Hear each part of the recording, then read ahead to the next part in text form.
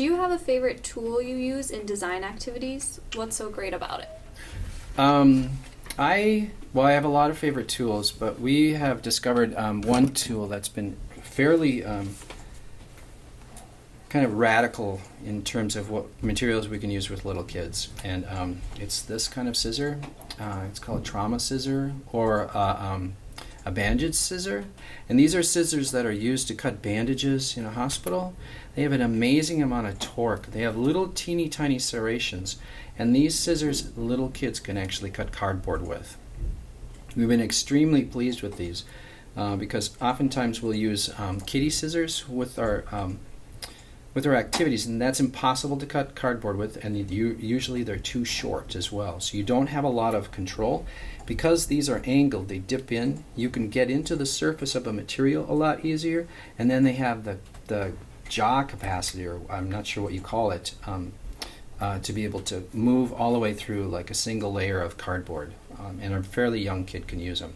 This one's pretty big, and they come in a couple sizes. And they come in an array of colors too. They're fairly inexpensive. I found them for like $2.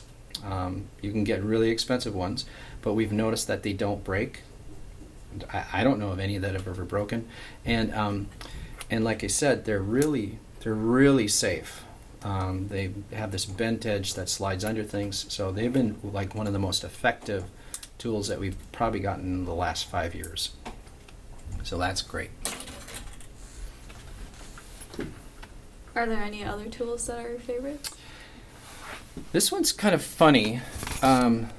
We have been trying to simplify the problem of hole punching for kids for a while now, and we've been trying to use anything that's different than an awl, which is a steel, very sharp thing that can poke into you, because a lot of people, they'll often want to poke as hard as they can, and they'll put their hand under it, or they do something like that. So we started using insulation foam, and you can see this is filled with holes in it, and eventually it wears out.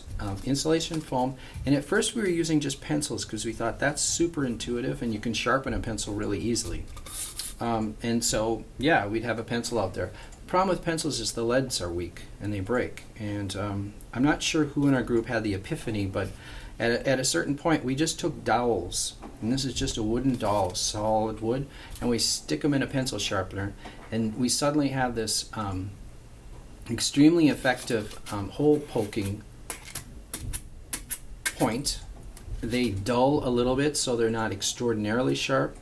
They'll still hurt you if you jam them in, but the combination of these little wooden dowels, and we can make them. So we basically, chop up one dowel that's 3/8 inch, I think, and then stick it in a pencil sharpener. It doesn't destroy the pencil sharpener, and then we have an effective tool for all sorts of applications.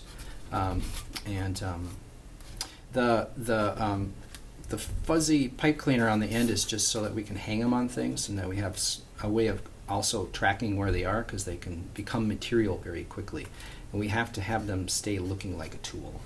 So this has been pretty useful in all sorts of different projects.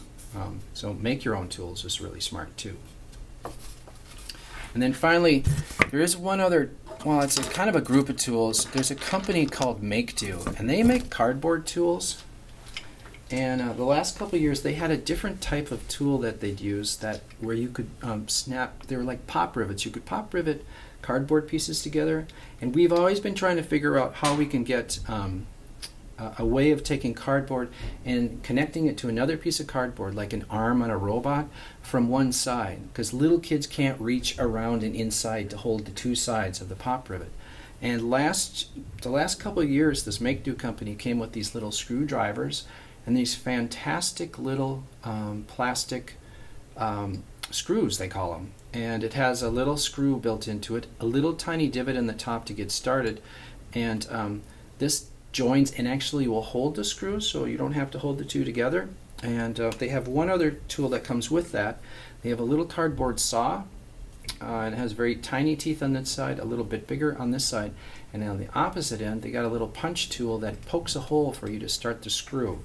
So this little set of tools has been super useful, and we had a cardboard gallery where we had about 20 of these out for about 3 months, we only had 2 break. So I'm not trying to do a sales pitch on these tools, but these actually have been super useful in our in cardboard construction. Are any of these tools potentially dangerous for certain types of audiences? Well, any tool can hurt anybody. All you got to do is have the will. You know, I could stab myself and saw my skin and stuff. But they're so intuitive, and we see that if the tool is simple enough and people understand it enough, they usually understand the inherent danger. So parents seem to be really comfortable with even the youngest kids using these saws. We're a little bit more cautious with sharp, pointy things because quickly they can be, play acting and scary fun. The scissors, of course, you could cut yourself with these. You know, if you stuck your finger in there, but you really it has to be an active will to really hurt yourself with some of the tools that we use. So how would you guide a visitor who has never encountered a tool before to perform a certain activity? Oh, I could be mean and give them a really bad tool and let them be frustrated while they cut cardboard.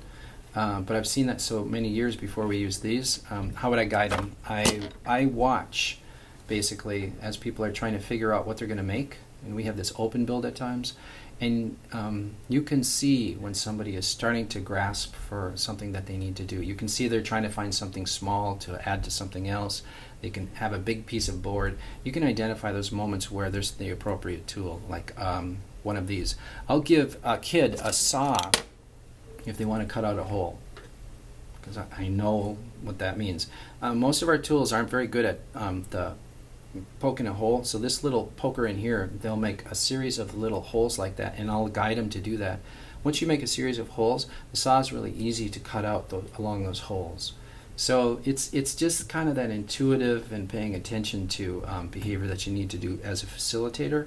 And I don't do big tutorials for people. I try to hand them the tool and let them feel it first and work out how they're going to use it, and then I guide them in the proper use of it. But I always start with them, giving them the tool first and saying what it's for, and letting them explore a little bit first.